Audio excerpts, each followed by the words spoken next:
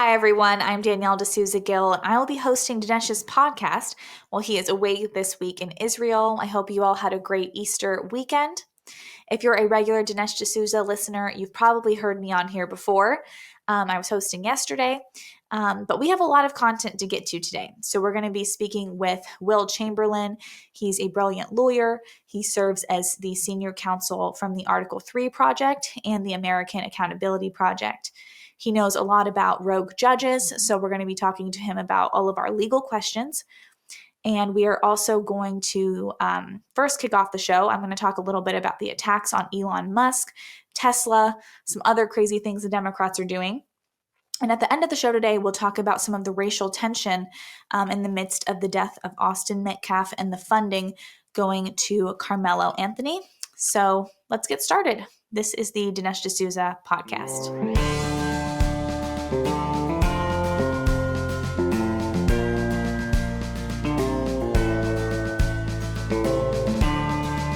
America needs this voice.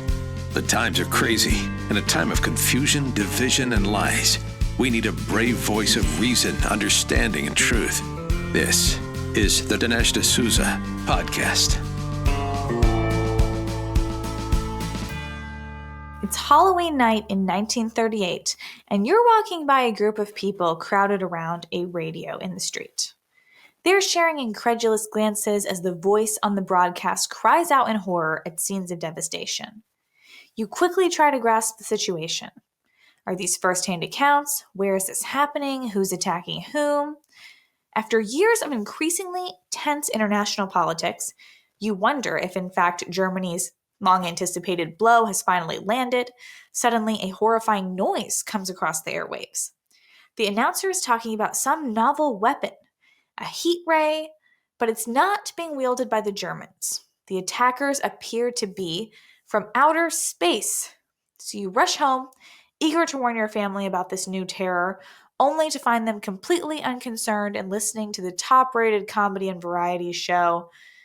Surely, if the reports you heard were real, that comedy broadcast would have been interrupted. Relief cascades over your body as you realize those otherworldly horrors you overheard weren't real at all, but just an episode of a show called The Mercury Theater on the air by some chap named Orson Welles.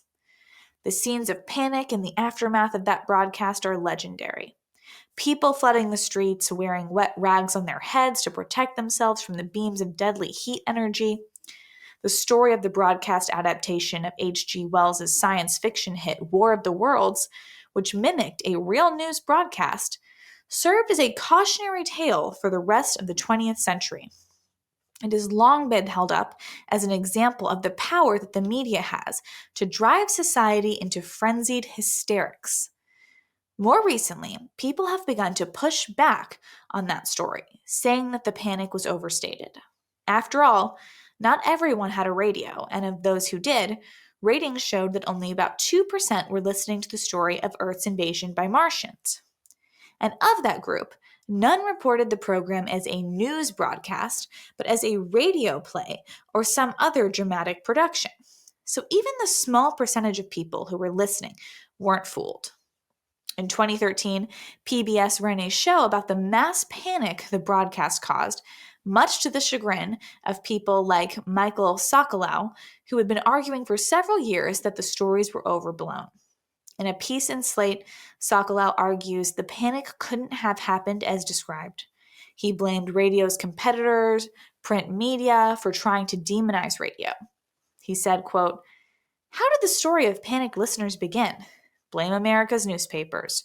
Radio had siphoned off advertising revenue from print during the Depression, badly damaging the newspaper industry. So the papers seized the opportunity presented by Wells's program to discredit radio as a source of the news. The newspaper industry sensationalized the panic to prove to advertisers and regulators that radio management was irresponsible and not to be trusted." He applies a good deal of historical data, logic, and goes so far as to detail a possible motive for print media. In so doing, he helps to debunk the idea that people are gullible and can be manipulated by the media into destructive panics. Right? Well, not really. Note Sokolow's frustration at the enduring nature of the myth of the panic. Who created that myth in the first place? The print media. The debunking of the myth of the mass panic itself proves the ability of the media to hack into the minds of the masses on a societal scale and make them see what isn't there, or believe what isn't true. And it's back to square one, really.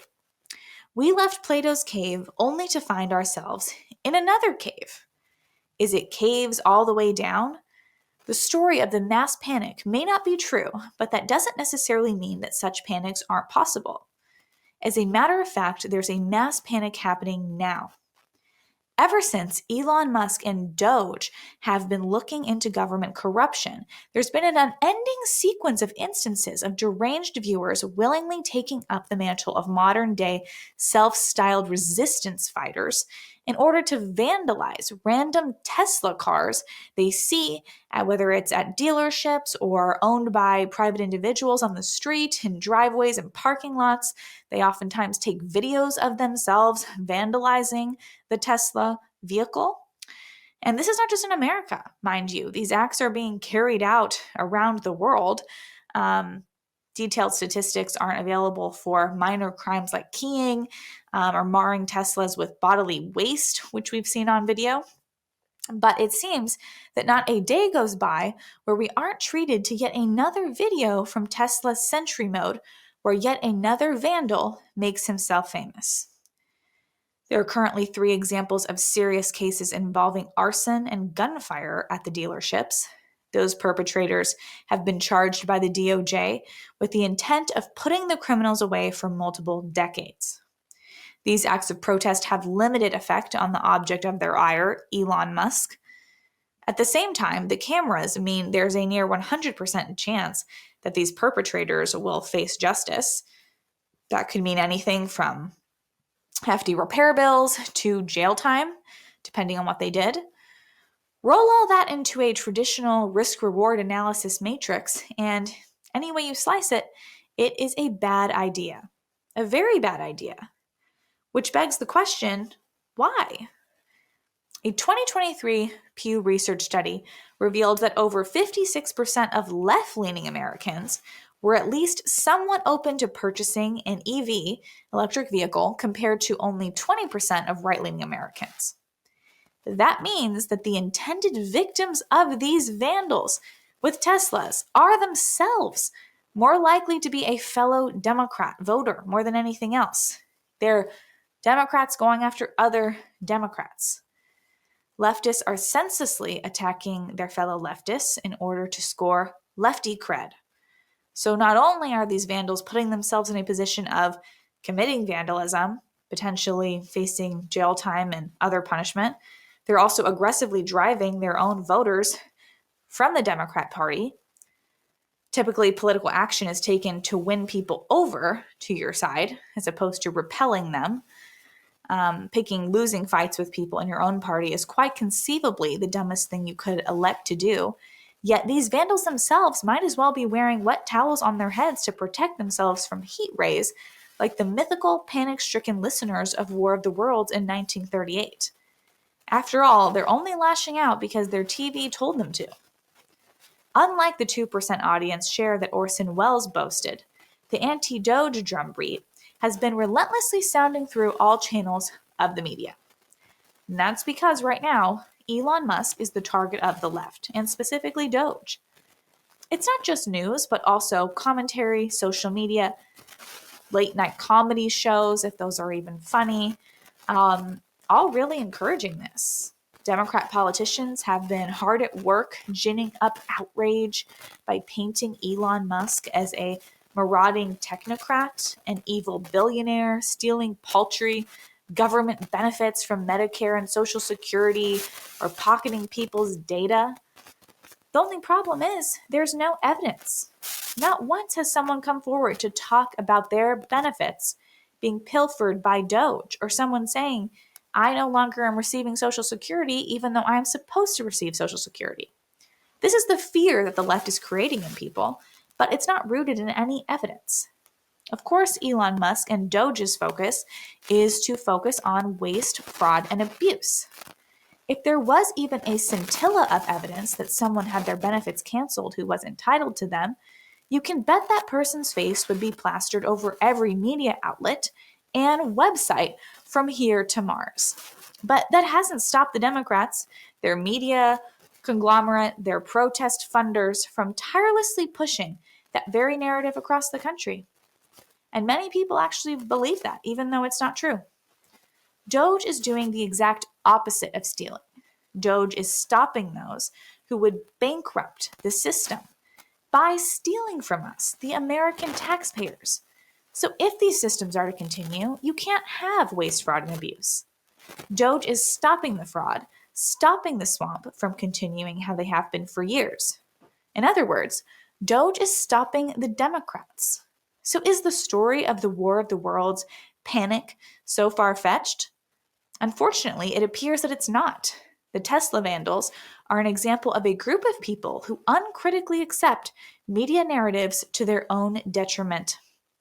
For anyone who's been paying attention for the past decade or so, that shouldn't be a surprise. After all, what was the COVID scare but another media-generated mass panic, which made it seem like every single person was being affected by this? Not to mention the drive to clamp down on those who refuse to take the vaccine or share any kind of alternate experience or information, of course, was censored on social media. If anything, the story of Orson Welles' infamous broadcast serves as a metaphor for the current state of disasters being pushed by the media. We have people willing to endure all sorts of harm and hardships in order to fulfill a narrative. People lost their jobs, their livelihoods, businesses, their health, for those facing a lifetime in prison. But isn't this where embracing leftism leads? It is, after all, a completely impersonal and remorseless political philosophy that promotes little, that doesn't lead to some sort of personal ruin. Imagine being someone who believes the lies about gender transitions, only to realize too late that the person that you are destroying is yourself. You destroyed your body to the point where you can't live authentically as either gender. Imagine being someone who believes the left's tales about immigration, only to be killed by a rogue illegal alien. Or have your child abducted by human traffickers or a loved one lost to a fentanyl addiction. Now, of course, these horrible things affect more than just those propagating it. So these people who are promoting, let's say, transgender surgeries, it doesn't just affect them, it also affects innocent children and others around them. So it does spread to other people. But the left is actively harming themselves. They like to pretend they're locked in some sort of desperate struggle, but by doing so, it's their own freedom that they're putting at stake. It's clear their skewed perceptions do not conform to reality, even a little bit. Mentally, they live in a world where the MS-13 gangbanger is a harmless waif who's being persecuted by our government, while their political opponents, Republicans, are all evil for wanting immigration laws to be enforced and for those associated with MS-13 and Tren de Aragua to be deported. A world where every Tesla on the street is a tank from an occupying power is almost how they see it.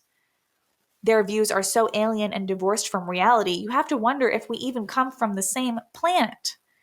Why else would they embrace a warlike hostility towards those who hold an opposing worldview? A highly ironic coincidence. What can we call such a conflict but a true war of the worlds? Tariffs have thrown the global economy into chaos. Potential widespread inflation tied to massive supply chain disruptions is weighing heavily on all of us, but there's a silver lining that most people miss. President Trump specifically exempted gold and silver bullion from these sweeping tariffs. Policies are triggering significant financial chaos. The administration preserved your ability to diversify into precious metals. If you're concerned about your savings, I encourage you to have a free consultation with a Birch Gold Precious Metals specialist. The first step is to text Dinesh, my name, Dinesh, to 989898. You'll get a free, no obligation information kit on gold. Learn how to hold gold and silver in a tax-sheltered account. Birch Gold will help you to convert an existing IRA or 401k into a gold IRA for no money out of pocket. Debbie and I buy our gold from Birch Gold. It's time you did too. Birch Gold has an A-plus rating with the Better Business Bureau, thousands of happy and thankful customers. Text my name Dinesh to the number 989898. Again, text Dinesh to 989898. You can claim your free information kit on gold right now. Numbers don't lie. The impact that Balance of Nature makes every single day is astounding. You can see the numbers for yourself on their website, balanceofnature.com. But listen to these few stats concerning Balance of Nature's worldwide success. More than 1,000 success stories reported each month. Wow. Hundreds of thousands of customers worldwide. Millions of orders delivered each year, and billions, yes, billions of these fruits and veggies in a capsule. These are fruit and veggie supplements consumed by people who have decided to start living and feeling better. Now, there's only one number missing here, and that's you. Do what I did. Add yourself to these numbers. Start taking Balance of Nature's whole food supplements like so many others around the world. And here's another number that might get your attention, 35%. Use my discount code, AMERICA. You get 35% off plus free shipping and their money-back guarantee. Here's the number to call, 800-246-8751. Again, 800-246-8751, or go to balanceofnature.com. When you use discount code AMERICA, you get 35% off and free shipping. I am delighted to welcome our guest today, Will Chamberlain.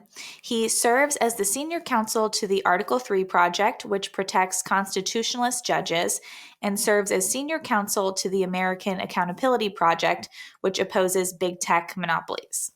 Will, thanks for joining us. Thanks for having me. Yeah, well, there are a lot of legal issues to talk about, and since you are the expert on this matter, I feel like people will really enjoy your thoughts on these things. But yeah, I thought maybe we could just start by talking a little bit about everything that's been going on with the rogue judges and how the American people clearly voted for President Trump. They voted for his agenda. They voted for all of the things that he's trying to get done. And yet we're facing these legal battles with many judges who are trying to stop him from, let's say, continuing with deportations of MS-13 type of gang members. What is kind of your reaction to all this going on? Do you think that this will be able to get resolved soon? I know that the Supreme Court is going to be looking at some things in May. Can you kind of explain a little bit more of this process and how we can address these problems? So I think, the big meta thought I have is that the Biden administration admitted millions of illegal aliens and didn't do individualized vetting. They just let them cross the border en masse. President Trump was elected on a platform of explicit mass deportations. He was elected to send these people home. If the courts are going to try and muddy up by requiring complicated individualized determinations before deporting people, then they're thwarting the will of the American people, which wanted these people sent home. They would be in the wrong legally as well. Deportation is a matter totally within the purview of the executive branch. This is not the same as detention, jailing people where full due process is required. This is sending people back home. So, the outset, the meta way to look at this is if, the courts are going to try and step in and require individualized determinations that are anything more than kind of pro forma. Are you in the country legally? Yes, no, go home. Then there's just going to be a huge problem. And the court is going to put its own legitimacy in question because it's so clearly exceeding its authority, so clearly encroaching on the authority of the executive branch. As for what's happening in these individual cases, I tend to be somewhat optimistic because I think most of them are in this odd procedural posture where you have these emergency petitions and temporary restraining orders, stuff where the courts are just being asked to act immediately without the benefit of full briefing, or the considered opinion of the executive branch, their own considered opinion. So I think, if you had to bet, I would bet that these things will work themselves out. I think the courts will give President Trump permission to do what he is doing and what he's trying to do. But there have been some cases where I think especially district court judges have been very aggressive in trying to meddle with the executive branch. I think the Supreme Court's going to ultimately put a stop to that. That would be my guess. Yeah, and that would make sense. Why do you think some of these lower court judges are doing this? I mean, in some sense, you would think, okay, wouldn't we all want these gang member people deported. So it's interesting because so many of them have taken up this cause. And I know that they'll say, oh, well, it's not because I like this person. It's because of, a legal defense or something. But can you maybe shed some light on why we are facing these issues? Is it because that's part of their ideology, or what do you think that is? I mean, it's the resistance 2.0. The first version of the resistance in the first Trump administration was from the civil service and the bureaucrats who weren't on board. This time around, President Trump has gotten that pretty much taken care of. He's brought in a lot of very talented people. He's not letting holdovers stick around. He's not letting establishment Washington control his executive branch. He's controlling it. So then resistance 2.0 is the courts, which he doesn't control in the same way, obviously. And I think a lot of these judges see themselves as, throwing sand in the gears. They want to resist the Trump administration because they don't agree with its policy goals. Essentially, think about the lawfare and all this stuff as an attempt to use the legal system to achieve what the resistance could not achieve at the ballot box. They want to achieve a policy victory they are not entitled to on immigration. It's by throwing sand in the works, by grinding the system to a halt by lawfare. So that's what's happening. That's why these judges are doing this. I think it will be less successful than the internal bureaucratic resistance was in the first term. Because these people, judges don't have any army. They don't have any law enforcement divisions. They're really reliant on legitimacy and being seen to be legitimate. And given that, and given how aggressive they've been, I don't think they'll have it. I don't think they're really going to find themselves in a position where they can force the administration to do these things. And I think the Supreme Court is smart enough to realize they need to pull back from the brink. Yeah. And it seems like, the American people probably realize that at the end of the day, what these judges are saying isn't making sense. I mean, I guess the Democrats are basically talking about how, Trump is not following the Supreme Court. He's not listening to them because he's not bringing back the man from El Salvador and so on. It's like that's become their big messaging now. Do you think that that's resonating with people? Do you think that people say, you know what, no, we need to deport illegals and we're not going to just listen to this kind of narrative? Yeah, I think the Democrats are making a huge mistake here. I think, if honestly, the smart thing for them to be talking about is the economy. If they can talk about the economy more, they'd probably be in better shape, but they just can't help themselves. The groups in their party demand that they talk about this MS-13 gang member and pretend that he's not an MS-13 gang member. And it's like they're pot committed at this point. They took the word of the plaintiff's lawyers that said, oh, this guy's just an innocent Maryland man who, is being deported for no good reason. And it's like, well, actually, it's not true. He had a removal order. The only aspect, it's like their one bone that they're holding onto is that he did have a right not to be deported to El Salvador until his so-called withholding of removal was lifted.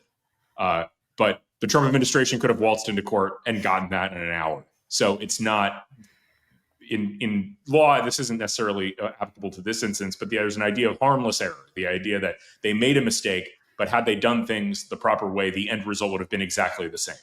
Right. And that's the case here. I think that's the best way to understand. Yes, the Trump administration should have gotten this withholding of removal lifted, but they would have. There's no question this guy was no longer entitled to withholding of removal from El Salvador. First, because MS-13 has been designated as a foreign terrorist organization in the interim, and foreign terrorists are not entitled to withholding removal, not eligible for it. And the second reason is that the circumstances in El Salvador have changed in the last 6 years. Nayib Bukele is now the president. It's now one of the safest places in the Western Hemisphere. You no longer have any credible fear of persecution by gangs in that country because they're all in jail. So he wouldn't, there's multiple reasons why he would have to go home under any circumstances. So the fact that the left is seizing on this as some massive violation of due process is silly. It's also silly because he had an inordinate amount of due process while he was here. He crossed the border in 2012, was detained in 2019, was identified as an MS-13 gang member in a bond hearing, and yet somehow stayed in the country for 6 more years. What? How did that happen? That's actually, if there's a scandal here, that's the big one. Yeah. And it also seems unfair. You can't just let in all these illegals indiscriminately and then expect each of them to get this individual attention to get deported. It should be simple. If you're illegal, you get deported. If you're a terrorist, you get deported. I don't know why we have this long process for this. And then I saw in some interesting points made, I think by Stephen Miller, he was saying that what about January 6 defendants? These people didn't get due process.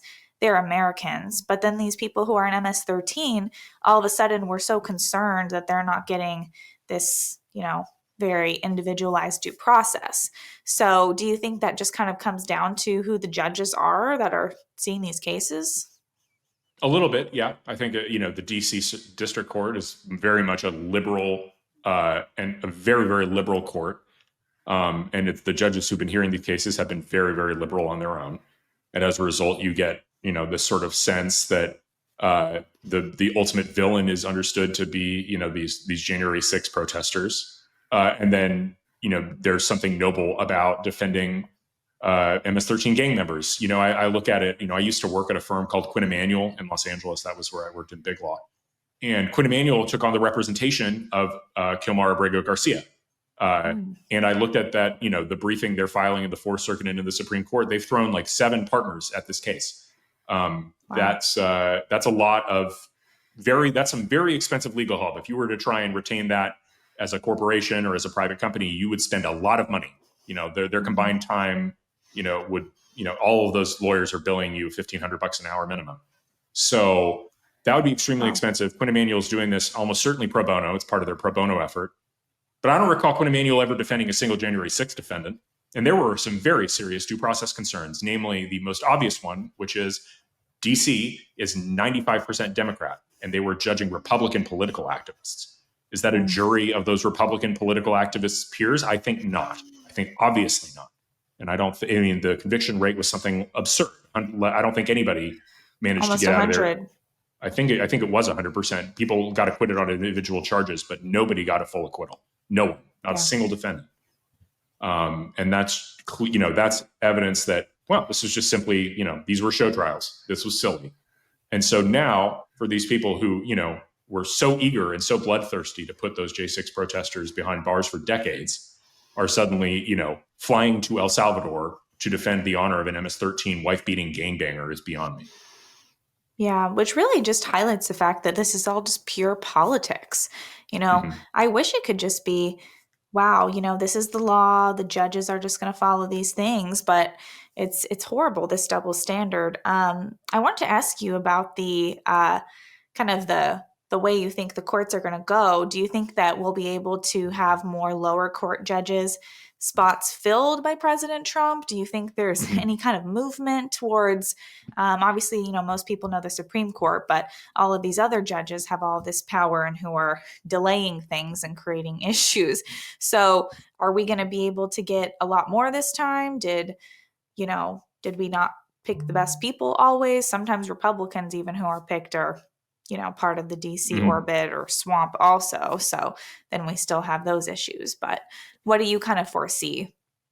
Well, I think we're gonna do a lot better on judges this time. I think President Trump knows what he's doing. I know that I think my boss Mike Davis is going to have a role in providing advice to the team, and I think we're going to do a better job than the Federalist Society did in the first Trump term. I think we're going to get better judges, more constitutionalist judges, more serious judges who won't be swept away in the tide of liberal opinion. Yeah, that would be great. I don't know if you can comment on this, but I noticed some people are not super happy with Amy Coney Barrett on Twitter.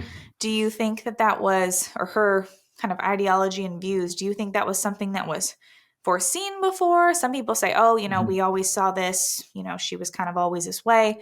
Other people kind of believed she was maybe a little bit more conservative or constitutionalist perspective, but have been a bit disappointed in her. How would you kind of view maybe her time in Supreme Court so far?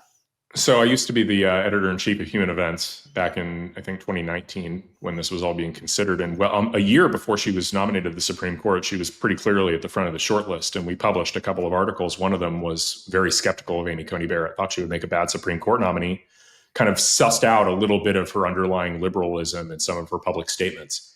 And I think that they found that right. I mean, I don't think that by any means she's a solid conservative. I mean, I think she's obviously a very devout Catholic. I totally give her credit for that. And has very strong views on certain social issues.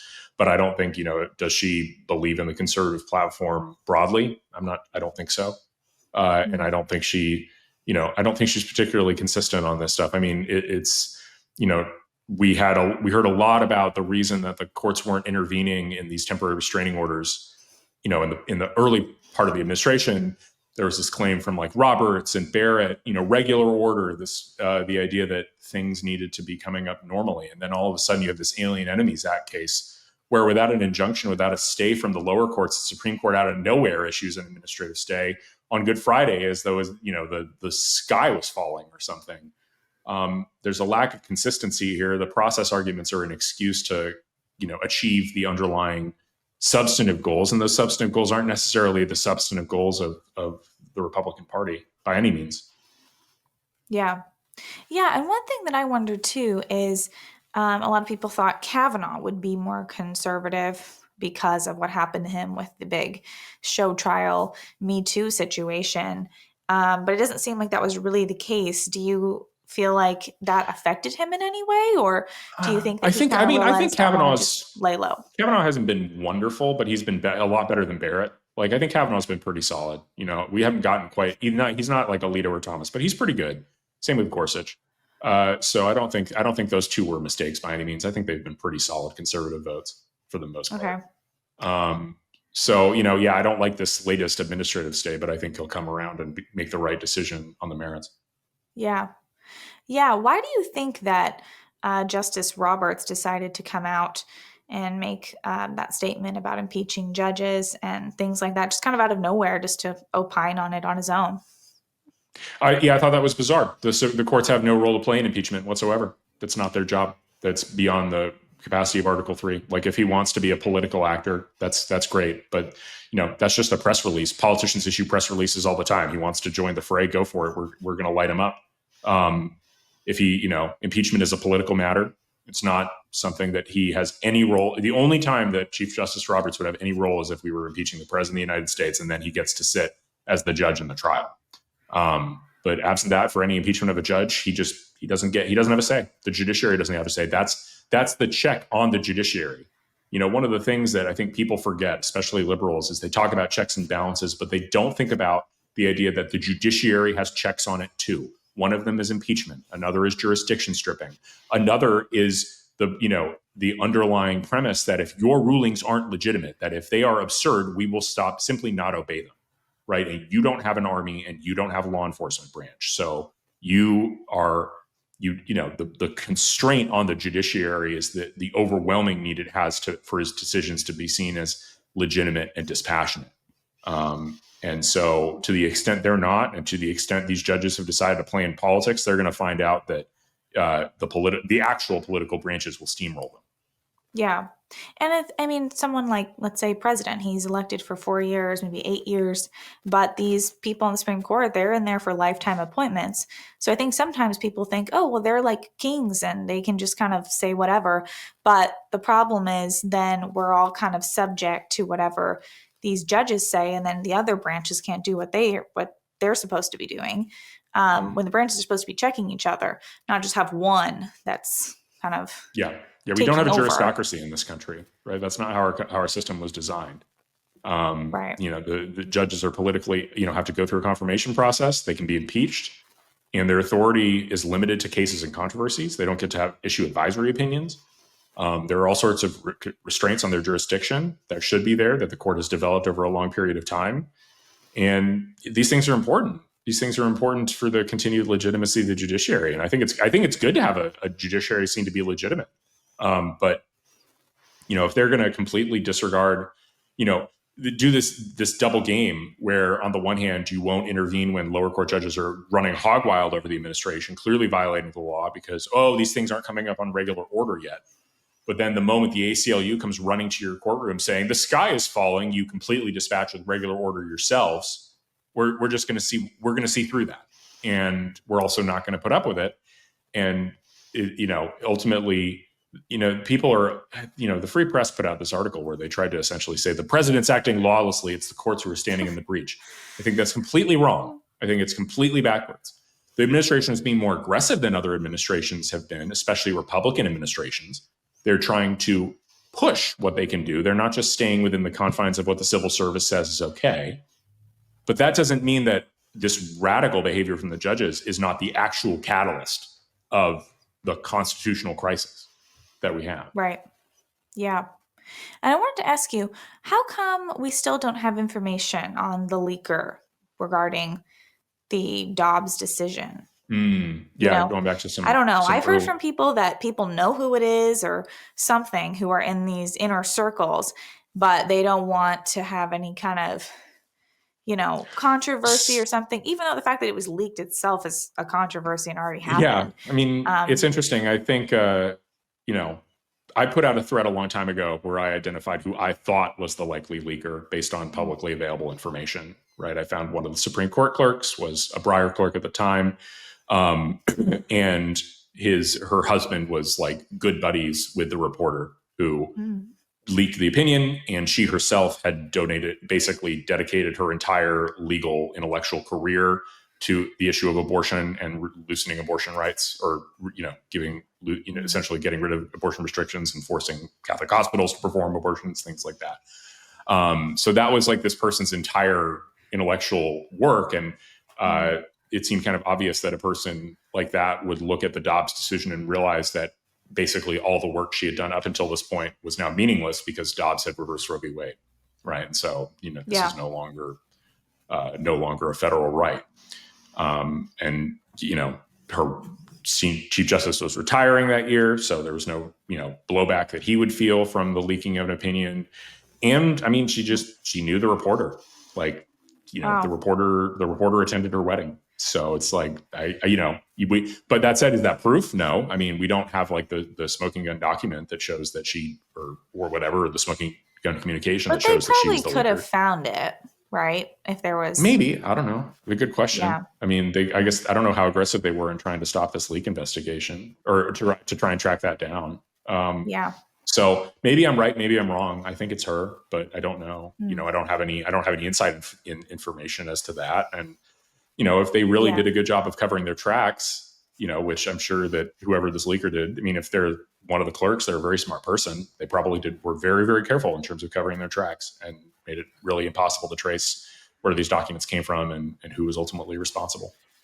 Can you respond a little bit to, sometimes people will say, these justices, they're afraid for their lives, and so that's why this happens. And, we have seen that Kavanaugh, others, I mean, there have been actual kind of attacks on them. So do you think that they do have any kind of fear and that influences any of their decisions, or is that kind of more of just probably not? But I do think that there are attacks on them. So I don't know, but what do you kind of I wonder think about that? I wonder how much they're rattled. I mean, we kind of downplay it, but there was a guy who went to Kavanaugh's home with a gun who wanted to kill him.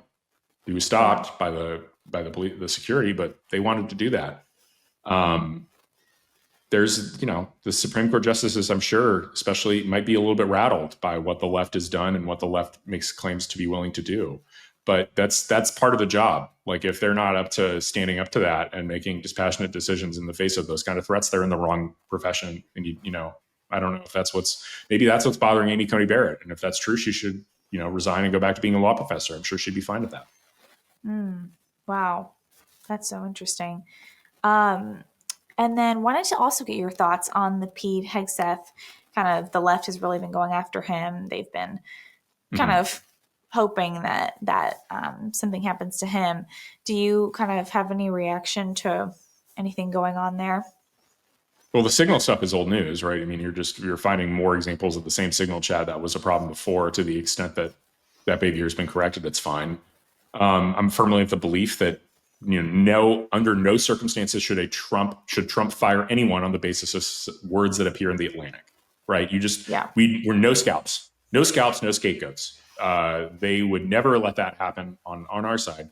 So we're not going to let it happen. We're not going to let partisan liberal outlets control the staffing of our administration, period. So, I mean, I think the right approach is, Hegseth is the Secretary of Defense. I mean, if at some point he screws up in a way that Trump is personally offended by and, does not like and wants to just, get rid of him, that's Trump's decision. But we're not going to, the whole world where we're letting liberal outlets dictate who the cabinet officials are, no, not happening anymore. Right. I wanted to get your reaction to this, but I wanted to read it because I want to make sure that I'm saying it correctly. So Fox News reported, caught in his casita, a New Mexico Democratic judge has resigned after an alleged Tren de Aragua gang member was arrested while living at his home. Wanted to get your reaction to that. Yeah, that's bizarre. I don't know why a judge would have a Tren de Aragua member residing with them. You have to wonder why that is, and what's going on with that judge. Like, is he personally compromised? Is he being bribed or controlled? Like, there's whatever reason there is for that. There's no good reason that he should be residing with a Tren de Aragua member, and so we just have to get to the bottom of exactly what was going on there. Yeah, and I don't have any more details on his specific home situation, but I just think the fact that Democrats are doing this is crazy. I mean, their allegiances to some of these groups is just, it's really appalling. Probably because a lot of these illegals are bringing in drugs. Maybe they're bribing people. I'm not saying him, but, that's probably happening. And these people, they know that they can get away with it, I guess, most of the time. So they continue to do this. But I guess we'll follow that case as it continues. But, well, thanks so much for joining us today and sharing your thoughts. I really appreciate it. And, keep us updated on how everything develops with our judges. All right. Well, thanks for having me, Danielle. MyPillow is extending the mega sale. It's a sale on overstock, on clearance, but also on brand new products. It's your chance to grab some incredible deals on some of MyPillow's most popular and newly released items. For example, save $40 on the new spring MyPillow bed sheets, available in any size and any color. Debbie and I use these. We love them. The luxurious sheets are designed for maximum comfort and breathability. They're perfect for a great night's sleep. Looking for a meaningful gift? Save 30% on the brand new My Crosses, inspired by the one Mike Lindell has worn every day. For over 20 years, these beautifully crafted crosses come in both men's and women's designs and are proudly made in the USA. Get the 6-piece bath or kitchen towel sets, just $39.98. Initial quantities are low, so don't wait. And don't forget the best-selling standard MyPillow, now just $17.98. Plus orders over $75, ship free. Call 800-876-0227. Again, it's 800-876-0227, or go to mypillow.com. Don't forget to use the promo code. It's DINESH, Dinesh. According to historical data collected at the Dallas Love Field Station, the weather at 10 a.m. on April 2nd, 2025 was extremely nice. There was zero precipitation, gentle 12-mile-per-hour gusts from the south, and the temperature was around 73 degrees. You couldn't ask for better weather for the track meet going on at nearby Frisco that Wednesday morning.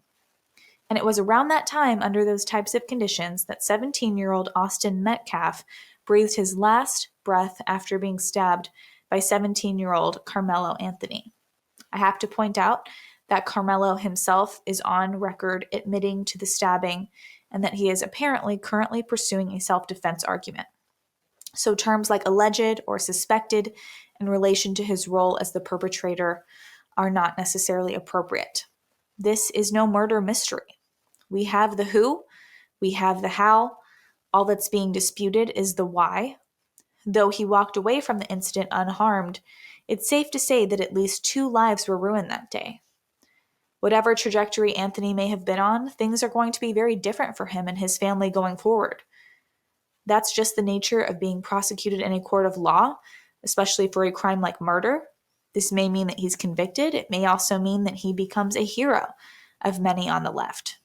Because the aggressor is black and the victim is white, the incident has spurred strong emotional reactions among many on both sides of the political aisle.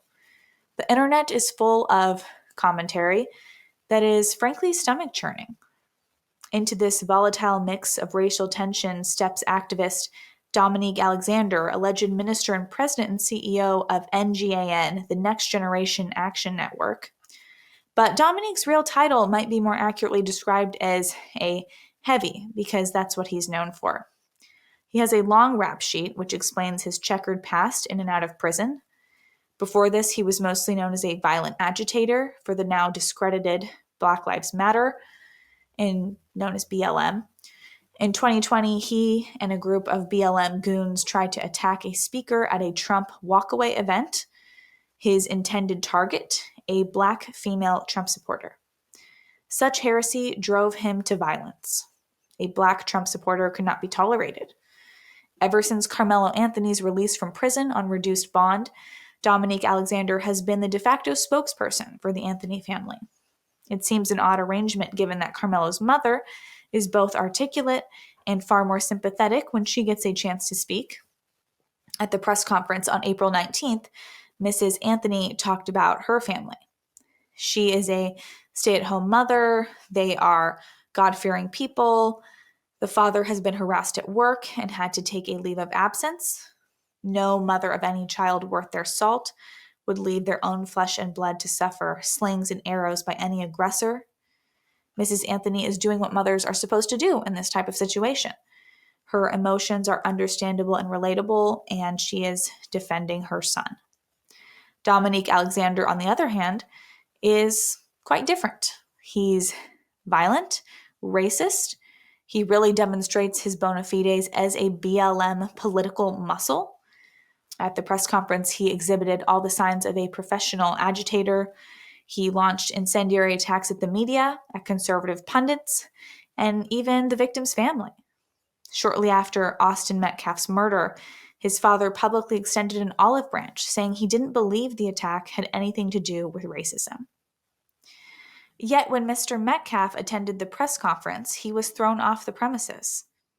Dominique Alexander outrageously characterized the actions of Austin's father as, quote, disrespectful.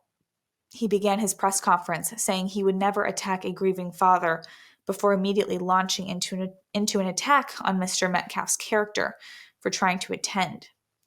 It shows you his character, he says. What he has failed into is the political operatives that want to make this thing a political thing, yet hate and bigotry and yet racism. There's probably a sentence in there somewhere. Alexander's loose grasp on words make him a questionable choice for spokesperson in this case, to say the least.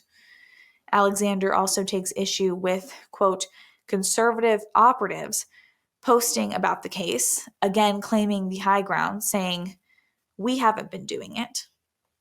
He dismisses all negative reaction to the killing as racist, while at the same time injecting race into the conversation. According to Alexander, outrage over the murder can only be motivated by racism. He feigns taking the high road, but his grifter tactics are about as low as you can get. He accuses people of meddling misinformation about the stabbing, and in nearly the same breath, spouts lies about someone like Kyle Rittenhouse, saying he shot 3 people in the back. It seems like what he is doing is, honestly, he's doing everything possible to further anger and embitter the public in this feud, which is not a smart move if they intend to go to a jury trial or want this to be worked out in a way that benefits their son. So, why is he there? It's a good question, but I'm not surprised because the modus operandi of BLM and the Democrats is to add to the fire, to make racism the center of things. To date, the Karmelo Anthony fundraising site has amassed nearly $500,000. Even a cursory glance at the number and size of donations reveals that they are accruing at a rate of a couple $100 every hour. It shows no sign of slowing, but more than the amount, people are outraged by the messages of support, often anti-white sentiment, supporting the murder of Austin Metcalf. In addition, the family has established a merch shop where supporters can purchase Karmelo t-shirts celebrating him. And someone on the internet seems to have created a rap song in support of Karmelo. The origin of the song, I'm not sure of. The fact that the lyrics are inhumanly provocative lead many to assume that it could be even created by AI. Perhaps one of the bright spots in all of this is how that song has been widely condemned by many on the right. So let's look at what's going on here. Obviously, race is at the center of this, clearly. But the fact that the left celebrates this, the fact that the left is celebrating what happened here is really the sad part. We can see with our own eyes what happened, but where's the video? Because a lot of people do want to look more closely and say, we want to know what's going on. But many students' cell phones were actually confiscated, so we have not been able to see the video. And frankly, I think if we saw it, it would be a quick video, because being stabbed in the heart typically leads to you to bleed out fairly quickly. But you have the defendant, his spokesperson, and a massive fundraising operation on Karmelo's side, every aspect of which seems expertly tailored to ratchet up tensions between whites and blacks and to gin up support from Democrats. Is this all part of their plan? Dominique Alexander is not a terribly articulate person. His behavior, I don't recommend him as an effective speaker, even for their cause. And the longer he stays in the picture, the angrier people get about the situation. And it's almost like you can foresee another BLM sort of deal rising on their side. And he has BLM connections, and that might be what's driving the race baiting and the fundraising. That is, after all, what BLM did to earn its millions. They stoked the fire of racial tension for financial gain, pocketed the money. Which is why it's important to take a step back and think. If some dormant faction of what used to be BLM wants you to be angry, they're probably looking for something to do so that they can make more money. And anger only plays into their hands. So what would be next on their list? Riots? People taking to the streets? Killing perceived enemies? Targeting white people? We've seen that, unfortunately, Austin Metcalf's father was swatted. Fortunately, he was not in his home when the swatting took place, but he clearly is a target. We'd be fools to think that such measures are off the table. And it's horrible that our society has gotten to this point. So we can't be blind to it. We have to see the truth of what's going on. The victim's family should not have to endure something like swatting ever, but also after the loss of their son. A race war is precisely the kind of thing that BLM wants. It's the kind of widespread social chaos that communists have been trying to agitate in America for nearly a century now. And race is merely part of their plan. Recall that the founders of BLM are they've openly admitted to being Marxists. And according to their own websites, Dominique Alexander's NGAN, BLM, and the Communist Party of the United States all share similar societal goals: open borders, rampant DEI, militant transgenderism, racial tension. Any one of these objectives represents a threat to American social stability. Taken together, they're a potent cocktail capable of systemic destabilization. The idea is to create unrest in society and then use that as an opportunity to seize power, drag the country into a dictatorship that confiscates capital in order to centralize its control in the state. And communism likes to play the long game.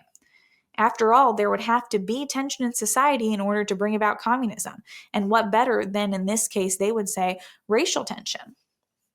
We are seeing the same game that BLM played in 2020 in the here and now in 2025. Communists recognize that they don't need to win in the immediate moment, but long term. And it's enough for them to cause chaos. If they win, then that's the best possible outcome for them, because then they will just keep doing this. But losing the destabilization game still results in marginal gains for them. And it's never seen as a setback, because even if they lose, they still caused chaos along the way. That's because by being suppressed, they sow the seeds of resentment that will grow into stronger agitation movements in the future. So that's the lie that they have to keep selling people. So unrest is both the method, it's the process, and it's also their objective. It's enough to just destabilize things, cause tension and backlash, and that's what they're doing here. The Karmelo Anthony movement is not about someone facing justice for their actions in the courtroom, according to them. It's about using a young man as the face of the movement to fan the flames of discord and encourage other people to follow in that path. Because leftism is soulless. It's combined with Machiavellian politics. It's cold-hearted. It treats human beings in this way. It seems to reserve its most mercenary schemes for its own adherents. The gears of the communist machine are so well oiled with the blood of peasant and property owner alike. It's really just the people at the top of BLM who probably want to be pocketing this money. So this kind of grift may be quite lucrative for the family. Certainly for now, they're living in a very expensive home. But what about Karmelo? This person in the middle of all this. It seems that his own family could be using him as a lightning rod. This BLM movement is also using him. It's a difficult conclusion to avoid as long as Dominique Alexander remains the public face of this family and bringing BLM to the center of it. Alexander is the one who makes it seem as if the legal defense of Karmelo Anthony is being cynically co-opted to help fund a violent political movement. After all, by inserting himself into this tragedy, Alexander is merely following Saul Alinsky's advice to capitalize on human suffering and trick your fellow citizens into giving you political power. In Rules for Radicals, Alinsky explains that if you just observe society long enough, you find that, quote, the despair is there. Now it's up to us to go in and rub raw the sores of discontent, galvanize them for radical social change, end quote. Like all dedicated leftists, Alexander has decided Karmelo is going to be part of bringing in this glorious revolution. Deep down, the topic of race is only the pretense for advancing communism because it is, quote, the wound that can be used to stoke the fires and the flames of resentment. Judging from the press conference, I don't think that's the kind of, thing that maybe necessarily all of the followers of this case are looking for, but that's what's happening, and they're just following along. I could be wrong. They could all be diehard believers, but for many of them, it's the racial tension that's bringing them in. After all, being the parents of the next T-shirt revolutionary to succeed Che Guevara promises a lifetime of status and wealth, especially if Karmelo ends up serving in prison and becomes some kind of symbol to their movement. I mean, we can't forget George Floyd and the amount of, statues that went towards him. But look, it's tough to be a parent in this situation. And I know that Austin Metcalf's father has gotten a lot of flack, from the left, from these people swatting him, and then obviously from the right because of his comments. And I don't really support anyone attacking someone physically, obviously, but it shows that he's quite lost in this situation, which you can't blame him. He's lost his son. But the way that this whole case is kind of coming out is really scary, because we really hope that there aren't more BLM riots. We hope that things cannot go the way that they did of 2020, because that kind of rioting, looting, and so on, it's not good for society. It's not good for anyone. So we're going to keep following this case, and we are going to stay up to date on what's happening here.